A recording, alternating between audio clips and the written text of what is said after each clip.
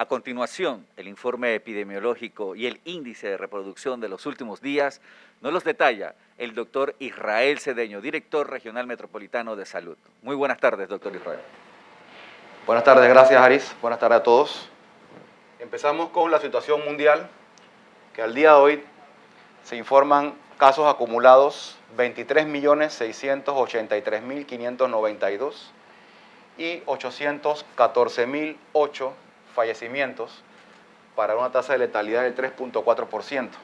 En Panamá el día de hoy estamos notificando 896 nuevos casos, que completa entonces 88.381 casos acumulados desde el 9 de marzo hasta la fecha, 13 nuevas defunciones para un total de 1.919 defunciones en lo que va de la pandemia, y se mantiene una tasa de letalidad del 2.2%.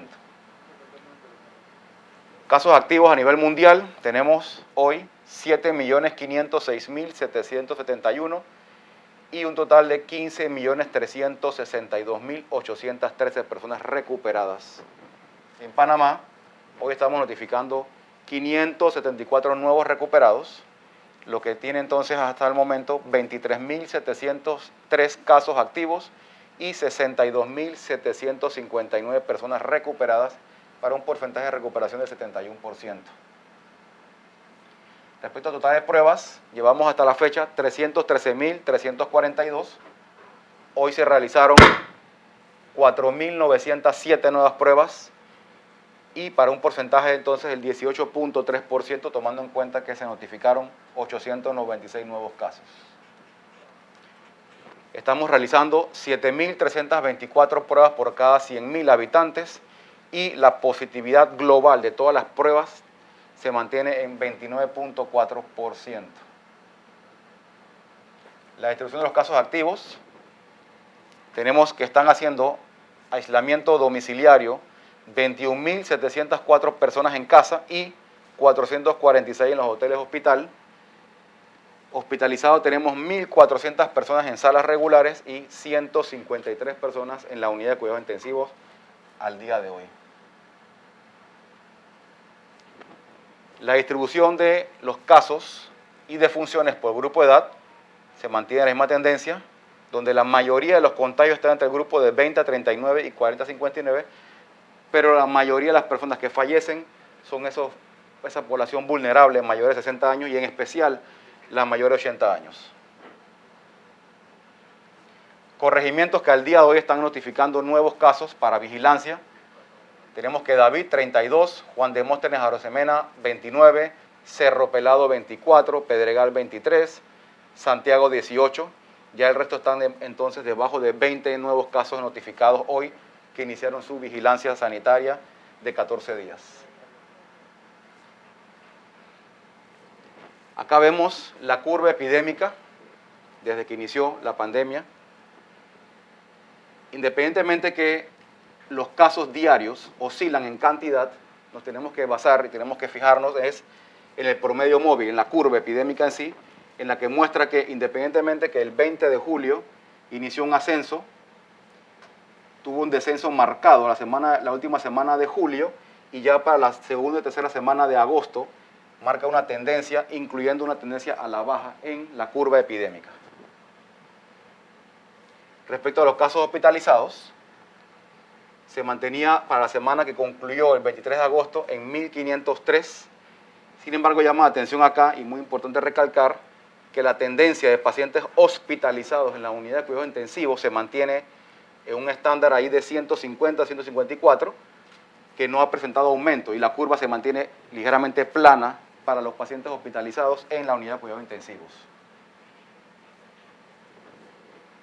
Las provincias de Panamá, según su incidencia, vemos que la mayor incidencia está en la provincia de Panamá, provincia de Darién, y el semáforo indica entonces que provincias como Nove Buglé está con una incidencia de 50 a 999 por cada 100.000 habitantes, y las provincias de Herrera, Los Santos y Coclé mantienen una incidencia menor a 500 infectados por cada 100.000 habitantes. Esta curva es muy interesante, ya que está mostrando cómo la cantidad de casos, de muestras que estamos tomando diariamente ha tenido un aumento exponencial y asimismo la positividad diaria ha disminuido hasta un 18.7%, basado en los casos que se están tomando todos los días. El RT se mantiene ya por tercera semana seguida debajo de 1, lo cual es muy positivo, y estamos haciendo todo el trabajo necesario para mantenerlo debajo de 1 para lograr así controlar cada vez más la casuística diaria. Las defunciones por días, igual, independientemente de que la cantidad de casos por día reportados es oscilante, tenemos que basarnos en la curva epidémica de las muertes diarias. Desde la última semana de julio ha marcado una caída sostenida y se está manteniendo en niveles bajos ya después de la segunda semana de agosto. Panamá se mantiene como uno de los países con la tasa de letalidad más baja, la mantenemos todavía en 2.2%, comparado con los demás diferentes países de la región, donde México es la que mantiene todavía la tasa de letalidad mucho más alta en 10.8%. Otro punto de vista comparativo, vemos que en el total de América de casos, ciertamente son 12.424.448, pero Panamá está en número 18 en cantidad de casos confirmados hasta la fecha, con 86.900 para la semana epidemiológica anterior. Gracias. Gracias, doctor. En la mesa principal esta tarde nos acompaña el doctor Luis Francisco Sucre, ministro de Salud, Doris Zapata, ministra de Trabajo, Eira Ruiz, ministra consejera para Asuntos de Salud, y el director de la Caja de Seguro Social, Enrique Lao Cortés. Iniciamos con el ministro de Salud, Luis Francisco Sucre, que nos explicará las nuevas acciones que emprenderá el gobierno nacional en torno a la lucha contra el COVID-19 en los próximos días. Buenas tardes, doctor. Muy buenas tardes, Aris. Muchas gracias. Muy buenas tardes, Panamá. Tengan ustedes de parte del gobierno nacional.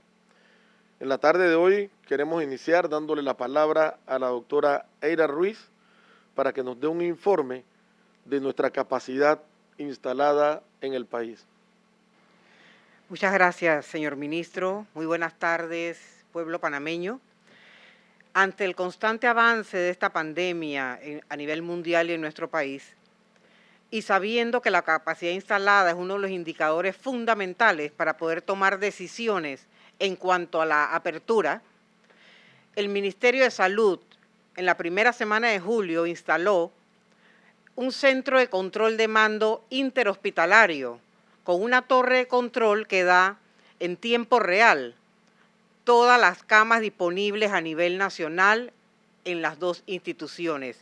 Este trabajo es coordinado entre la Caja del Seguro Social y el Ministerio de Salud. En ese sentido, queremos aquí exponer a la ciudadanía cuántas camas hemos aumentado nosotros en esta gestión a partir que inició esta pandemia. El 1 de julio del 2019 recibimos en sala 4.561 camas. A lo que va de agosto del 2020, hemos incrementado en 461 camas, dando un total de 5.142 camas en sala. A nivel de semi-intensivos, el 1 de julio del 2019, recibimos 92 camas. Hasta el momento, contamos con 128 camas, lo que hace una diferencia de 36 camas adicionales. En unidad de cuidados intensivos, recibimos en julio del año pasado 305 camas y al momento de este corte del 24 de agosto, contamos con 501 camas. Hemos aumentado 196 camas en cuidados intensivos en lo que va de esta pandemia, lo que hace un gran total de aumento de 897 camas a nivel nacional para poderle dar respuesta a todos aquellos pacientes que lo necesiten. No hemos mencionado también que UCRE se instaló y en este momento tenemos 84 camas de UCRE, que es la unidad de cuidados respiratorios especiales. Otro indicador importante que tenemos nosotros es ver cuál es la disponibilidad de cama que tenemos a nivel nacional y a nivel metropolitano, que es donde la pandemia está golpeando con más fuerza. En ese sentido, tenemos que en este momento en sala a nivel nacional contamos con 2.123 camas vacías, lo que hace un 41% de disponibilidad. A nivel de UCRE contamos con 70 camas disponibles, lo que significa un 83% del total de camas de UCRE. Y en unidad de cuidados intensivos y semi-intensivos, contamos con una disponibilidad de 251 camas, que representa el 40% del total de camas de cuidados intensivos a nivel nacional. En la región metropolitana tenemos en sala una disponibilidad de 913 camas, en UCRE 47 camas y en cuidados intensivos y semi-intensivos 85 camas.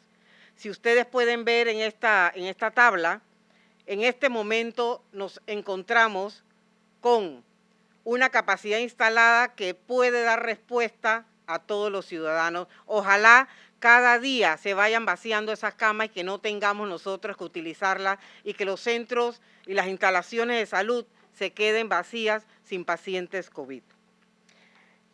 Queremos hablar un poco ahora de los hoteles hospitales. Queremos hacer un llamado nuevamente a la población.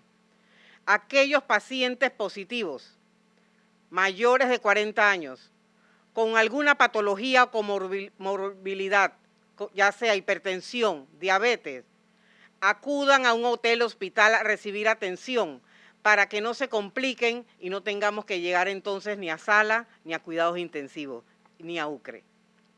En este momento contamos con 551 camas en hoteles y 125 camas en albergues. Así que tenemos suficientes camas para poder atender a toda la población que quiera. Y si es necesario subir más camas en hoteles, hospitales, también estamos en esa disposición. Nos llama la atención que en el sistema 169 ha disminuido mucho las llamadas de la ciudadanía y eso se debe a la trazabilidad. Para darles un ejemplo, en el mes de julio se recibieron 126.701 llamadas en el 169 y lo que va del mes de agosto van 69.683 llamadas y nos reportan que la mayoría de las llamadas es para recibir sus certificados o es para llamar por alguna atención especial que tenga que ver con el tratamiento, pero ya prácticamente no hay llamadas de atención médica, no hay llamadas porque la mayoría de las llamadas que al principio se hacían era porque las personas tenían alguna sintomatología que podía ser de COVID o tenían falta de respiración y había que trasladarlos en ambulancia a los hospitales. Pero en todo este mes de agosto, lo que va desde el mes de agosto, ha disminuido dramáticamente la cantidad de reportes en el 169. Queremos hacer un llamado a la ciudadanía de que independientemente que las cifras estén disminuyendo lentamente y que vemos al final de esto una luz al final de este túnel, las medidas de prevención tienen que permanecer. El uso de la mascarilla, el lavado de manos y también el distanciamiento. Esto no ha terminado. Estamos apenas transitando por ese camino para ir disminuyendo los casos a nivel nacional. Cuando llegue la vacuna o llegue un tratamiento específico, probablemente nosotros podamos quitarnos estas mascarillas. Mientras eso no suceda, vamos a seguir nosotros haciendo todo lo que el Ministerio de Salud nos llame a hacer para prevenir el COVID. Muchas gracias, señor ministro. Muchas gracias a usted, doctora Eira Ruiz. Paso seguido, vamos a darle la palabra al director general de la Caja del Seguro Social, el doctor Enrique Lao. Muchas gracias, señor ministro. Buenas noches. La estrategia nacional frente a esta pandemia se fundamenta básicamente en 3 pilares. La salud debe estar fuerte para que entonces podamos tener una dinámica en la economía y ambas debemos fortalecer y apoyar el aspecto social de nuestro país. En consecuencia, los indicadores que ustedes han estado escuchando, ¿para qué sirven? Pues nos sirven para identificar si existen las condiciones para la reapertura económica. También nos indican cuándo debemos hacer un alto o debemos reconsiderar alguna medida. Y es así como cuando el RT es de 1 o menor de 1, cuando la letalidad, es decir, la cantidad de gente que tiene la infección que fallece es menor de 3%, cuando la cantidad de camas disponibles en sala es de 20% o más, o de 15% la disponibilidad de camas para pacientes críticamente enfermos, entonces tenemos las condiciones para aperturar la economía, porque el sistema sanitario es competente para hacerle frente a cualquier condición que se produzca como consecuencia de la apertura. El esfuerzo que ha hecho el Estado panameño y el sistema sanitario entre el Ministerio de Salud y la Caja del Seguro Social con el apoyo del Gobierno Nacional, quien ha tenido que hacer sacrificios fiscales enormes para proveer el financiamiento que requiere y que demanda el sector salud, nos ha llevado a incrementar de manera significativa la cantidad de camas para los pacientes críticamente enfermos. Es decir, hemos reconvertido camas de cuidados intensivos y de lo que se llama semi-intensivo, y hemos inventado lo que son las unidades de cuidados respiratorios especiales. En consecuencia de 291 camas que teníamos en julio, en agosto tenemos 518 si hacemos un consolidado. Y en julio no teníamos camas de UCRE y ahora tenemos 93 camas de UCRE con un incremento del 100%. Es decir, hemos aumentado 56% de camas de intensivo o para pacientes críticamente enfermos y hemos creado la unidad de cuidados intensivos especiales para pacientes respiratorios. Por otro lado, en esta unidad de cuidados respiratorios especiales hemos estado atendiendo 483 pacientes a nivel nacional. De estos 483 pacientes, el 67% le ha ido muy bien y han salido de ahí y han evitado ir a cuidados intensivos. 18% fueron trasladados a cuidados intensivos, 3% tuvieron que reingresar a la unidad y solamente hemos tenido una defunción de 3% de los casos.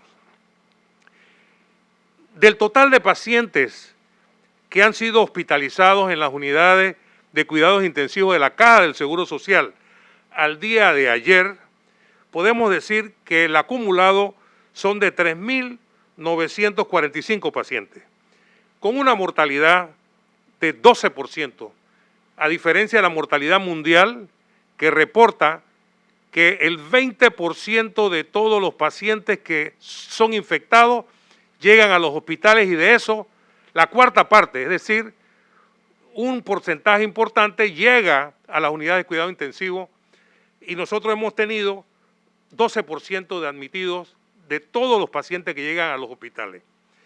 Un 55% de estos pacientes admitidos han fallecido y el 28% han egresado sin ninguna complicación, algunos con algunas complicaciones y el resto se encuentra en este momento en nuestras unidades. Lo que nosotros queremos compartirles es que el éxito o el fracaso de este esfuerzo nacional por reactivar la economía depende del comportamiento social de usted, ciudadano que está escuchando. Por eso es que los invitamos a continuar el uso regular de la mascarilla, a que usted mantenga el distanciamiento social, a que usted se lave las manos con agua y jabón, a que utilice el alcohol y si no tiene alcohol, use el gel alcoholado. Y lo más importante, si alguno de ustedes es COVID positivo o es un contacto establecido, es decir, que ha estado a menos de 2 metros sin protección por más de 15 minutos, usted debe estar en cuarentena. El comportamiento social que esperamos de usted es que se quede en casa y no esté en la calle contaminando a los demás. Muchas gracias. Muchas gracias, doctor Enrique Lao. Continuando con la presentación del día de hoy, viendo y analizando los diferentes criterios técnicos que ha venido evaluando el Ministerio de Salud, los cuales no son positivos y nos llenan de tranquilidad para poder comunicarles a ustedes que los criterios e indicadores de los cuales ha estado conversando el doctor Israel Cedeño, los comentarios que nos ha hecho en el día de hoy la doctora Ira Ruiz con respecto a la capacidad instalada, el análisis que hace el doctor Enrique Lao, nos llevan en el día de hoy a presentar un plan actualizado de preapertura nacional o provincial. Gracias al esfuerzo nacional que hemos venido realizando todos, logramos avanzar hacia la reapertura. Ya hemos avanzado en algunas actividades económicas. Y en el plan que queremos presentarle en el día de hoy, hablaremos de las actividades económicas que nos quedan pendientes. Estos criterios e indicadores son precisamente los que está y seguirá utilizando el gobierno nacional con su equipo de salud para evaluarlos, analizarlos y dependiendo de sus resultados podremos ir avanzando en las diferentes actividades económicas que vamos a pasar a comentarles. Pero primero, quiero recordarles, y bien lo dijo el doctor Enrique Lao hace un momento, el RT de 1 o menor de 1, letalidad menor de un 3%, la disponibilidad de camas en sala de un 20% o más y la disponibilidad de camas en UCI, en UCRES, en un 15% o más, son indicadores que nos dan la tranquilidad y que podemos en equipo seguir avanzando. Por eso queremos anunciarle que para el 7 de septiembre, si los indicadores no son favorables y se mantienen con la tendencia que llevan, entraremos a abrir la industria de la construcción y las actividades relacionadas. También el área económica especial de Panamá Pacífico, zona libre de Colón y otras zonas francas. Sastrerías, modisterías y zapaterías, lavaautos, la utilización de marinas privadas y pesca deportiva. Si aún así los indicadores nos favorecen, para el 14 de septiembre estaremos levantando la restricción de movilidad por género y quedarán sin efecto los salvoconductos, a excepción, por supuesto, de aquellas compañías que por su actividad económica tengan que transitar en horas en las que se mantenga el toque de queda. Para esa misma fecha se establecerá el toque de queda de 11 de la noche a 5 de la mañana de lunes a sábado y se mantendrá la cuarentena total. Si para el 21 de septiembre los indicadores se mantienen favoreciéndonos, iniciaremos entonces con la apertura de las actividades deportivas federativas sin público. Para el 28 de septiembre, comercio al por menor de manera presencial podrán abrir sus puertas.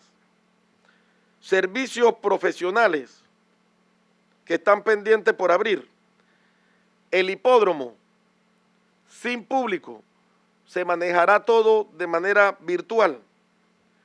Los servicios administrativos y generales, restaurantes y fondas, actividades al aire libre y actividades de playa, así también como la aviación nacional.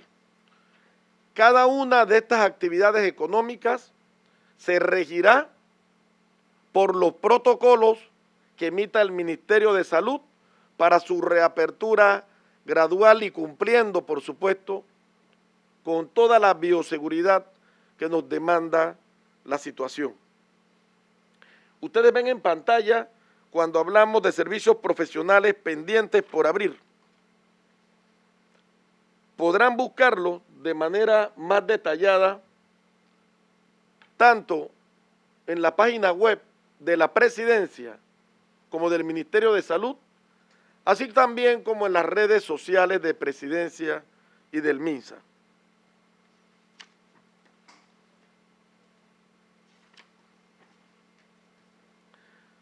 Para el 12 de octubre, de mantenerse a esta fecha, nuestros indicadores en descenso o dentro de los rangos esperados, podremos abocarnos entonces a abrir las industrias creativas y culturales y las academias de música y arte, las bibliotecas, los hoteles, moteles, hoteles rurales, sitios de hospedajes y servicios complementarios, así también como las piscinas, aviación internacional, Lotería Nacional de Beneficencia, actividades del sector de turismo y el transporte no esencial,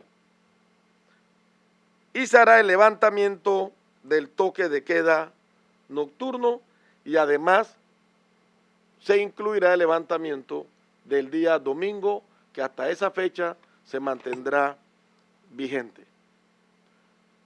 Sin embargo, nos quedan otras actividades, como lo son las actividades que no han aparecido en la presentación anterior, se mantendrán sin fecha hasta próximo anuncio. Estas pasamos a definirlas.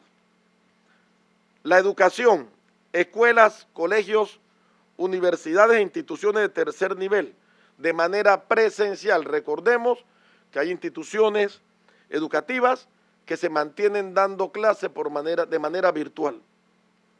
Los maternales, los jardines de infancia y los CAIPI, los cines, los teatros, los museos, galerías y sitios turísticos de estructuras cerradas, así también como los gimnasios, sala de diversión infantil, congresos y eventos, los conciertos, ferias patronales, carnavales, desfiles y procesiones, casinos, bares, cantinas, jardines, discotecas y similares. Estas últimas mencionadas se mantienen en fecha sin definir, aunque las tengamos en vista. Y si Dios nos acompaña y nosotros como equipo, todos ponemos nuestro granito de arena, nos mantenemos usando las mascarillas, siempre lavado de manos, usar alcohol, gel alcoholado, mantenernos en nuestra burbuja familiar respetar lo que son las burbujas sociales y, por supuesto, mantener siempre el distanciamiento social. Si nosotros como equipo mantenemos esta actitud y nos respetamos los unos a los otros, vamos a salir pronto de esta situación tan grave que nos embarga a todos. Muchas gracias, Ari. Queremos cederle la palabra también a la ministra de Trabajo, Doris Zapata, quien también tiene importantes anuncios al país en función del anuncio que acaba de dar el ministro de Salud. Gracias, Aris. Buenas tardes. Gracias, ministro. En esta oportunidad y en aras de ese proceso de reapertura que hemos iniciado como Gobierno Nacional, presentamos un informe desde el Ministerio de Trabajo y Desarrollo Laboral en función del universo de lo que hemos manejado en nuestra base de datos, hablando precisamente de los contratos suspendidos y de las empresas que han presentado solicitudes de contratos suspender en nuestras oficinas del Ministerio de Trabajo. Manejamos un universo de 20.000 empresas que han presentado y han impactado 280.000 contratos suspendidos. De este universo, en estos momentos podemos anunciar que hemos reactivado alrededor de 44.000 contratos, lo que representa un 14% de reactivación en contratos, y manejamos además un impacto de lo que sería la reapertura del sector de la construcción en el empleo. Para nosotros este sector es muy importante porque además de tener unas 1.012 empresas que presentaron contratos suspendidos, impactamos a 32.250 trabajadores. Hasta este momento, y de acuerdo a la planificación y a la reapertura de algunas actividades de construcción aprobadas por el Ministerio de Salud, nosotros hemos reactivado 3.164 contratos, lo que representa 234 empresas. Pero la reactivación de esta actividad económica tan importante para nosotros también lleva un impacto en actividades indirectas y directamente. Entre estas actividades podemos decir que impacta el sector de la ferretería, venta de materiales, actividades especializadas, concreteras, el abastecimiento de combustible, acarreo y transporte y sobre todo la venta de alimentos, que para nosotros son sectores de la economía nacional muy importantes que debemos estar nosotros activando inicialmente también con este sector. Los aportes de la economía de este sector de la construcción representan un 16.5% del Producto Interno Bruto, lo que es aproximadamente 1.800 millones de balboa, según encuestas y según la cifra del Instituto Nacional de Estadística y Censo de la Contraloría General de la Nación. Queremos aprovechar la oportunidad también para poder hacer un llamado de atención a cada una de las empresas con tiempo para poder trabajar en la presentación de los protocolos correspondientes en la plataforma del Gobierno Nacional, www.panamadigital.gov.pa, donde tenemos un proceso sencillo que establece el registro por parte de la empresa, del comité especial, en la plataforma digital. Además, un proceso específico donde se le pedirá a la empresa cada uno de los datos en esta misma plataforma. El Mitradel procede a la revisión de estos documentos e inmediatamente remite al Ministerio de Salud en la misma plataforma. El Ministerio de Salud hará la revisión correspondiente, la inspección correspondiente y nosotros entonces podremos tener ya la certificación de salud. Es importante también manifestar que nosotros estamos rigiendo cada uno de los protocolos por lo establecido en la resolución 137 del Ministerio de Trabajo, la resolución 405 del Ministerio de Salud, que además fueron analizadas y fueron producto de la mesa del diálogo por la economía y el desarrollo laboral, donde se llegaron a acuerdos específicos de obligatorio cumplimiento y que dio como resultado la aprobación de la resolución 198, donde se establece claramente los protocolos y se establecen los tiempos para poder que cada una de las empresas puedan ir cumpliendo con estos protocolos. Importante también mencionar que estamos como Gobierno Nacional en un proceso de orientación a las empresas, pero también de orientación a cada uno de los trabajadores en estos momentos. Y en el día de hoy tuvimos la oportunidad de reunir a cada uno de los regionales, tanto a nivel del Ministerio de Salud como el Ministerio de Trabajo, para poder articular los esfuerzos de orientación a cada una de las empresas y poder seguir en este proceso de reactivación para garantizar el cumplimiento de los protocolos y que definitivamente nosotros podamos ser acompañantes y facilitadores en este proceso a cada una de las empresas. Muchísimas gracias. Gracias, ministra. Vamos a iniciar entonces el proceso de preguntas y respuestas. Iniciamos con Gabriela Moreno de SER TV Noticias. Muy buenas noches. Buenas noches a la mesa principal. Mi pregunta sería, ¿cuál es el estatus actual de los pagos al personal de salud? Gracias. Buenas noches.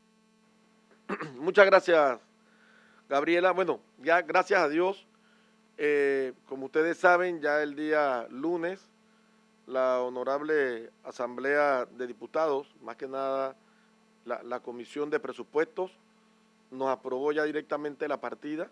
En el día de hoy se estuvieron firmando ya todas las planillas, así que ya para el día de mañana se debe estar iniciando el proceso en Contraloría para ya dar el inicio a lo que es el procedimiento de los pagos. Así que en los próximos días ya nuestros compañeros y todo el equipo de salud que está pendiente podrá estar recibiendo sus pagos. Muchas gracias, Gabriela. Seguidamente hacemos contacto con Eduardo Linjuen de TVN Noticias. Buenas noches, Eduardo.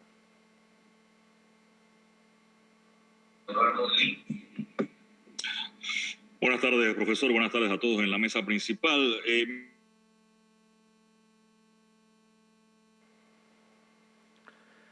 Presentar con las distintas fechas los cercos, cuándo se puede viajar al interior, en qué momento está. Y la ministra Ruiz tenía un plan de las camas y dijo cuánto aumentó las camas. ¿Eso incluye el hospital modular y las camas que están en el Figali? Ministro, ministra. Para contestar, la doctora Eira Ruiz. Sí, muchas gracias, Eduardo. Sí, eso incluye el hospital modular, el Hospital Panamá Solidario y el Figali. Así que yo creo que es una buena noticia de que estamos preparados. En cuanto al tema de los cercos sanitarios, señor ministro. Sí, muchas gracias, doctora. Sí, en efecto, Eduardo, los cercos sanitarios que están en algunas provincias, en algunas áreas, se mantienen. Lo que sí vamos a hacer con respecto a los puntos de control que mantenemos en el área de La Chorrera y Arraiján, se va a eliminar el punto de control de La Chorrera, vamos a mantener el punto de control de Arraiján, pero va a ser más flexible. Sin embargo, sí queremos anunciarle a todos que de detectar alguna persona COVID positivo en estos puestos o que deben de permanecer en cuarentena por ser contactos, será detenido en la misma, será multado y será conducido por el personal de la Policía Nacional. Recordemos que todos los datos se mantienen en el sistema PACO que maneja el gobierno, el Ministerio de Seguridad y por lo tanto el equipo de la Fuerza de Tarea Conjunta. Muchas gracias. En esta ocasión hacemos contacto hasta Telemetro Reporta con Jenny Anense. Muy buenas noches, Jenny. Muy buenas noches a todos, buenas noches. Mi pregunta es para el señor ministro de Salud, Sucre. Queremos saber si Panamá formalmente ya se ha inscrito a este programa acelerador de vacunas COVAX, si lo ha hecho, si ya se ha hecho ese abono que se tiene que hacer para poder tener acceso a esas 2.000 millones de dosis de vacunas que van a salir una vez sean aprobadas las que se están testeando. Muchas gracias, Jenny. Bueno, hasta el momento Panamá no ha hecho ningún abono y no se ha inscrito todavía. El gobierno nacional, precisamente por la seriedad y la responsabilidad que se tiene para tomar una decisión de este tipo, ha estado evaluando con su equipo. Recordemos que en estos momentos estamos trabajando en 3 líneas. Uno, donde tenemos una mesa de del tema de la vacuna, que es un equipo de profesionales, especialistas y científicos que hacen el análisis, evalúan diferentes informaciones y nos las hacen llegar a manera de asesoría.